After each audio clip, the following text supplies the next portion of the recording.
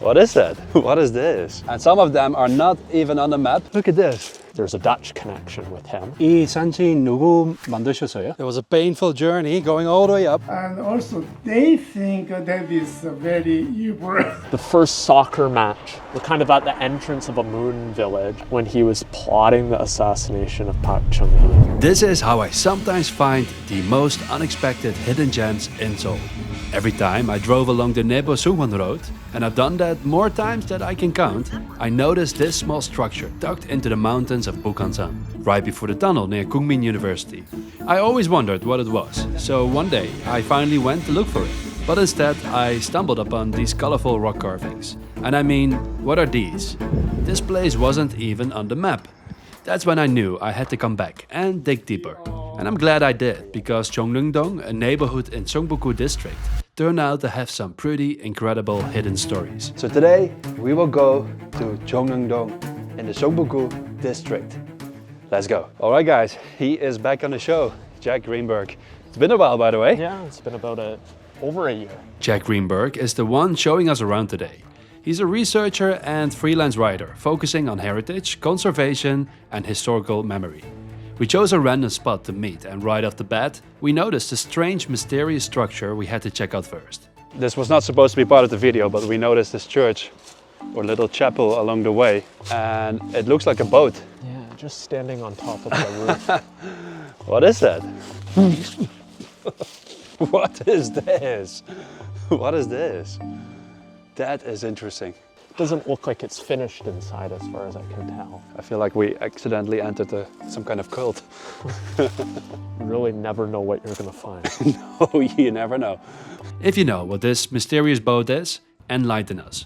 But we have to move on to Jeongneung Royal Tomb and the UNESCO World Heritage. Not only to understand where the neighborhood's name comes from, but also to learn about an epic Game of Thrones-like story. The reason this dong is Jeongneung-dong comes from the tomb. This is quite a majestic red pine here.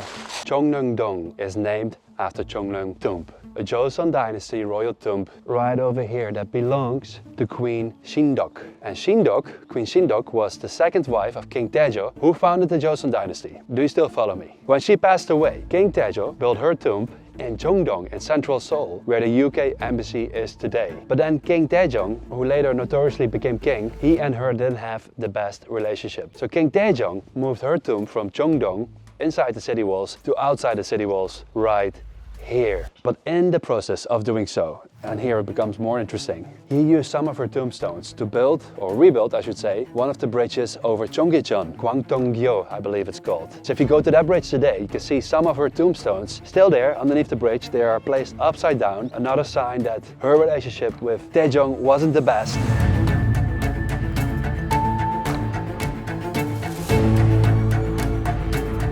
Now that we know where the name comes from, Jack and I headed to the colorful rock carvings I discovered earlier this year. And to my surprise, Jack already knew the place. So Jack and I we will visit a few temples and a few shamanic shrines, and some of them are not even on the map. That's right. Even if you know the name and you type in the name in, for example, neighbor maps, you won't find it. I read online somewhere that this is one of the oldest shamanic shrines. Oldest, at least, well, before the physical buildings were there. It was like 600 years ago, the rocky outcrop was the shrine itself. I think, and this was the first shamanic shrine, modern one that was built on this mountain. No way. It's been here at least 40 years, and then later on, a lot more started opening up. Here, you have multiple rooms. A lot of shamans, or mudang, they don't have their own gutdang. So they rent out a room here when they have a client. I see, that's how it works. So that's how this gutdang makes money. Is they rent out. You can see room 1, room 2, room 3. And each room has paintings, it has its own altar, so you would bring the food in and set it up there. This area, the reason why it had shaman shrines since the Joseon time was because it was relatively accessible from the city. And even today that's the case. And then, but you're at the base of Bukhansan, or as it was known, Samgaksan. So a lot of good energy. There's good energy. You really got to see this. We're gonna go up now. Yeah. You got to follow these stone steps. They bring you up to actually several really beautiful rock carvings. Yes, you can look in here. Yeah. This is the Chilsong. So these, the 7 stars. This is a celestial deity, Taoist in origins. But compared to Sanshin, it's been much more thoroughly incorporated into Korean Buddhism. You have the Holy Saint, Dokseong, and then you do have the Dragon King here. You can see on the top, there's Sanshin. Oh yeah. And you can see the old Hanja text. And what I find interesting too, because the Patreons that you were talking about, like they drive pretty expensive cars. Well, yeah, that's the thing. So you can sometimes when I'm hiking and coming up to these places, you'll see a BMW, you'll see a Mercedes. Yeah. So it shows that Wealthy people. Wealthy people, people who perhaps have some business or political influence, continue to at least patronize and have some belief. Fundamentally, their purpose is to appeal to the gods, to satisfy them, hoping that in return they will grant favor upon you and just squeeze out that little extra luck. Yeah. This shrine is quite obscure and not easy to find. But imagine this place during the Joseon dynasty, when there were no paved roads, no buses, no cars. It must have felt like quite a journey. And I agree with Jack. The Sanshin here, the mountain spirit, also in general, is truly fascinating. Wow, look at the this. Female. Look at this. So this one may be more modern. It doesn't have the Hanja. What a beauty, isn't it? The reason I find Sanshin interesting is because A, how it's been incorporated into Buddhism. But just artistically, every Sanshin you see, there's something different about it. This is the shamanic shrine itself. No name, no sign, nothing. But nearby, we noticed the Buddhist temple on the map. One marked with a name. And the last thing I expected was that it would have a connection to the Netherlands. One of many surprises Jeongneung will have for us in store. We're at the next temple now. And this one is called, Jack. This is Yoresa. Yoresa. What's unique about this one is it has this memorial for independence fighters, and there are 373 anti-Japanese independence activists who are enshrined here. And most of these were people who didn't have descendants or their remains could not be located. So one of the individuals who is enshrined here actually has a grave, and that's Yi Jun. There's a Dutch connection with him. He was sent as a secret envoy, one of 3, to the Hague Peace Conference in 1907. This was to say that Kojong was coerced into signing the treaty that made Korea a protectorate of Japan. Ultimately, they didn't really achieve anything, but they kept the flame of the hope for Korean independence and liberation alive. Not far from here, he has a tomb. There's a spirit enshrinement here, but a physical tomb for his remains up near Suyo. Sadly, the delegation led by Yi Jun was blocked from entering the peace conference by Japan. A few days later, Yi Jun was found dead in his hotel room in The Hague.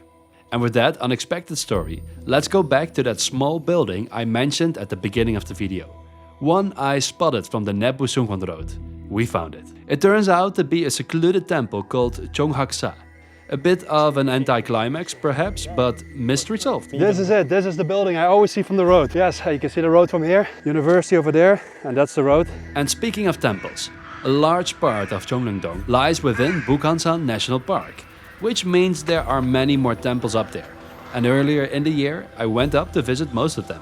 What many of you guys never see in my videos is how I research. I get the question often, Bart, how do you research every neighborhood? Well, I have different methods, and one of them is just going in a few days before filming and see whatever I can find. So now I'm researching Jeongneung-dong, the Bukhansan side of Jeongneung-dong. So I'm going into the mountains. I found one of the first temples along the way, Seogwangsa. I guess that this temple is abandoned. It seems to be a bit messy. I don't know for how long it's been abandoned. Everything is broken, even the steps aren't the safest anymore.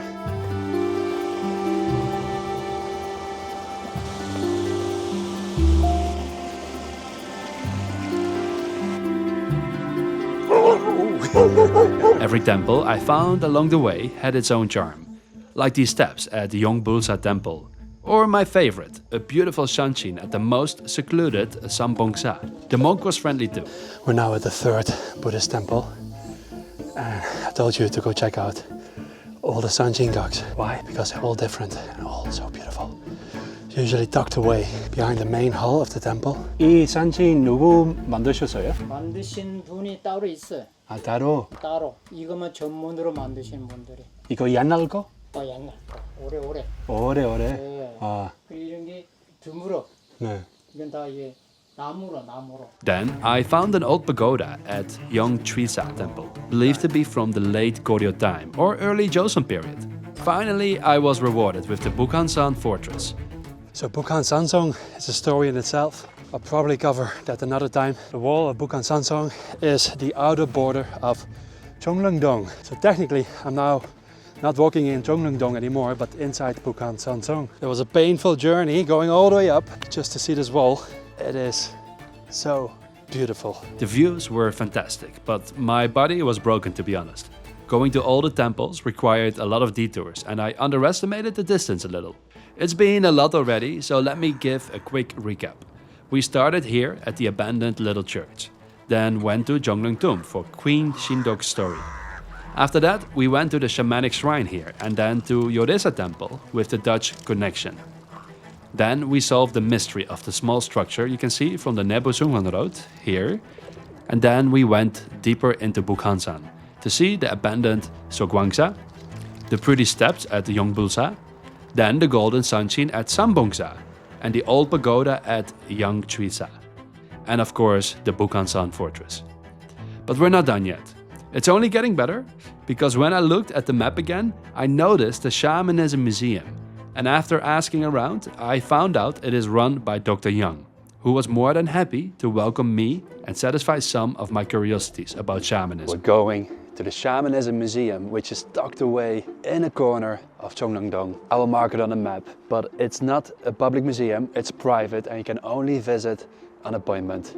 So you gotta reach out to the owner of the museum who established the museum some time ago. Hey, good morning! Hello! Good, how are you? Ooh, it's a little bit cold. Yes, of course. Nice. Hello, nice to meet you. I live this house. There's my house, but it's changing into the museum. By the way, guys, this is Dr. Young. I share with all the visitors about our indigenous religion and traditional culture. Wow. Oh, wow. The shamanism is Korea's oldest religious practice, predating Buddhism, Confucianism, Christianity. Christianity. Shamanism is middle age of between a human. Yeah, the mediator, right? Yeah, mediator. Yeah. Mediator between spirit and the human being. And I see a lot of weaponry, weapons here. Yes, weapons and knife and jakdu. Shaman can dance on the jakdu. Can I touch? Yes. Is it Sharp. is it sharp? Yeah. Oh, it's actually quite sharp. Yes. When you go to the shaman's shrine, the shaman hit this there for opening the energy, asking the spirit. Yes, 3 times you can hit and you can hear the sounds, and then now you are starting to communicating with the spirits. Feather means like in the birds who can go to the sky and come down to that. I see. Yeah, so this is feather. It doesn't matter what is feather. That means like it's flying to the sky and come down and bring the good luck, and the evil spirit to bring out. I see. And that is a Chilsung Gom. Chilsung-gom? Yeah, Chilsung-gom. So you can see the 7 stars. They mark the 7 stars. So it means like in this gum for Chilsung spirit. And when shaman possessed by spirit from the Chilsung, big differ, and then dance. There's so many stuff here, guys. Ah, yeah, yes, the flag. Dr. Young's collection alone could fill an entire documentary. Seeing these objects, things I did pass countless times without understanding, now made sense. There's something about Jeongneung that appeals to me. Not just the shamanism, but the neighborhood itself. Raw, unpolished, and full of quiet treasures. Jeongneung isn't high on most people's to-visit list, but maybe it should? I still have one question for Dr. Young. Will shamanism survive? I think it goes continue. That is from ancient times. Even though we have a lot of the foreign religion came to the Korea, like in Buddhism, Yeah. Taoism, Confucianism, Christianity, and trying to kill our indigenous religion, like shamanism, but still alive. The problem is the shamanism has two faces. One is, as I told you, how is it old? This is our indigenous, very authentic forms you can find from the shaman rituals, and especially the shaman chanting.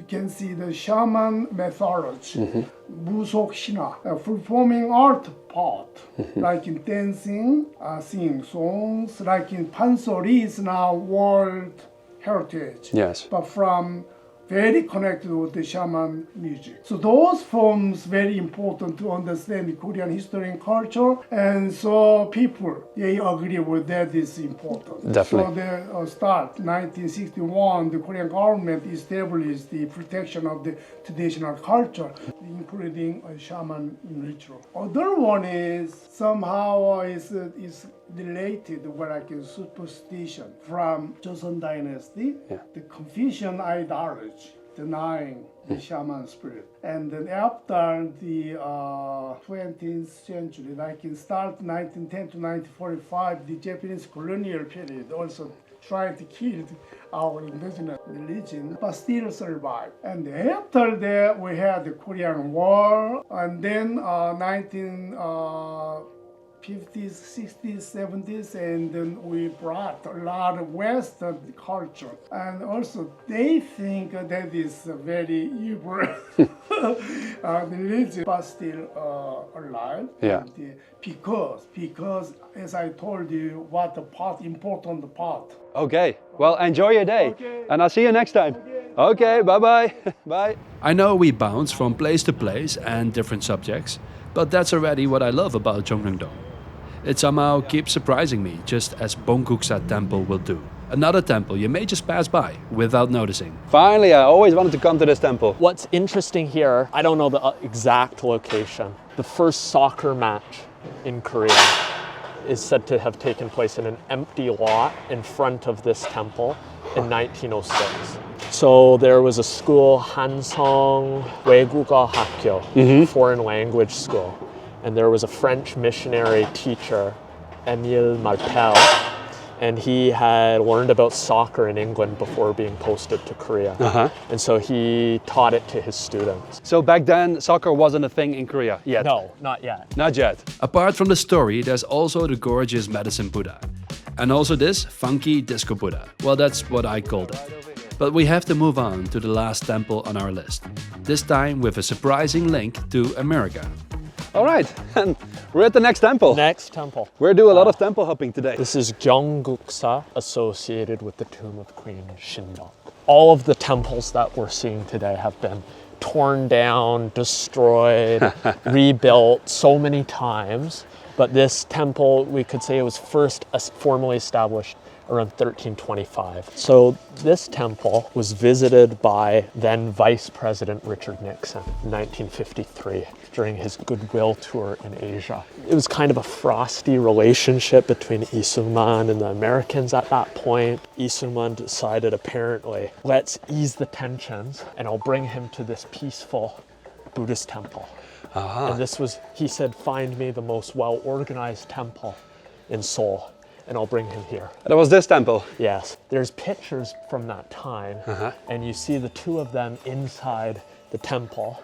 Both, they're wearing their shoes. They're wearing their shoes? Lee Sung-man wanted to be treated like a king. And I think at this particular temple, they were very deferential to him and his authority. So they treated him almost like a monarch. And there's a story that says when Lee Sung-man came to this temple, there was pillars, and they still had text on them that said, "Long live the emperor." Just when I thought we had seen it all, Jack surprised me with something else.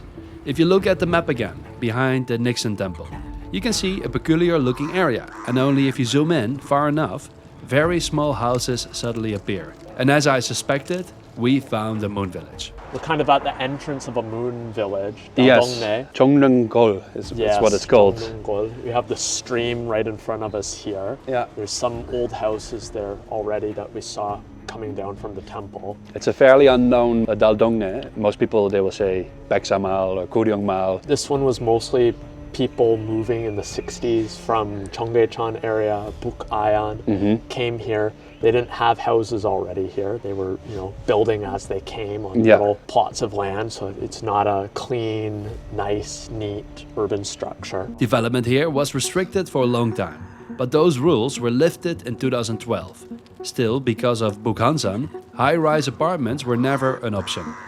Once the necessary permits were secured, plans emerged to build around 1,400 luxury townhouses. For a long time, those plans remained stalled. Although in Seoul, things can suddenly move fast. And people always say, this is the last moon village. Oh no, this is the last moon village. And I've written articles, and I know it's not the last moon village, but then the editor will put, Seoul's last moon village. Yeah, it's a sensational title. Yes, helps them get views. Get views and clicks. I mean, now this will be a place where the richest of the rich live, right? In Jeongneung-dong and or that's why Seongbuk-dong.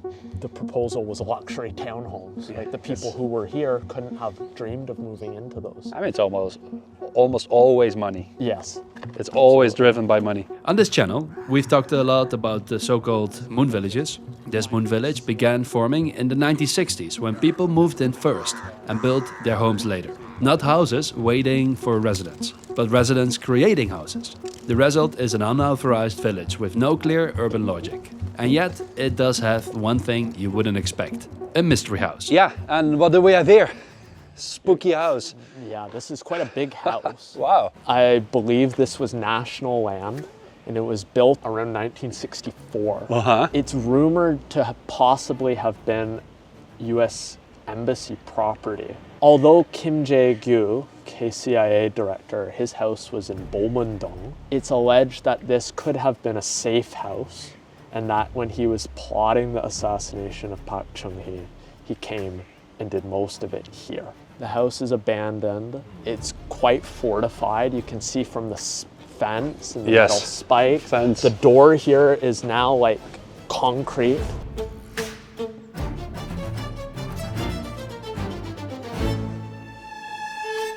Right next to the allegedly former KCIA house is another house of importance. This is the Seoul Jeongneung Waldorf School. The woman who lived here, extremely respected, famous Korean author. Okay. Kyung-mi. She wrote an epic called Toji. And I think she started writing it in late 1960s, and then she wrote it until 1994. And it originally was serialized in newspapers, but it spans like 25 volumes. Wow. Each a couple hundred pages each. And she was writing other things. There was 5 parts to this. 3 parts were written here. I am at the high point now in Jeongneung-dong. I can see how big the area is. It stretches all the way to that other forest line behind the church. Then it goes all the way down there. And then it goes all the way to the top of that hill. And then the same into that direction until the stream. So soon, I don't know what it will look like, but soon it will look different than this. But it's been taking a long time. And most people have disappeared, except for a few houses here and there. It is interesting to see what people leave behind. Here a scooter, you see a lot of books, sometimes even personal items like photos, family photos, photos of children. I've seen certificates, graduate certificates. You see lots of things, so you can see that not everyone was able to bring everything, or maybe they didn't want to bring everything.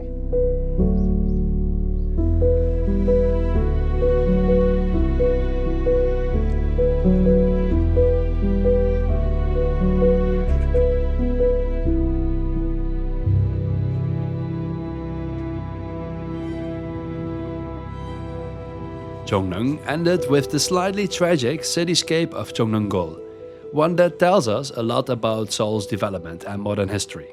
For a long time, Jeongneung-dong, the neighborhood, was just a place I crossed on my way home. Now it's a place with many fun anecdotes and hidden beauties. With a heavy concentration of shamanism and Buddhism, it's the roughness of Seoul that I enjoy exploring. It's not a place that so desperately tries to be something. Not yet, at least. Despite having a university right in the middle. It was a tough neighborhood to define, but for now it will go on a map as the hidden, unpolished beauty of Seoul. Welcome to my dong.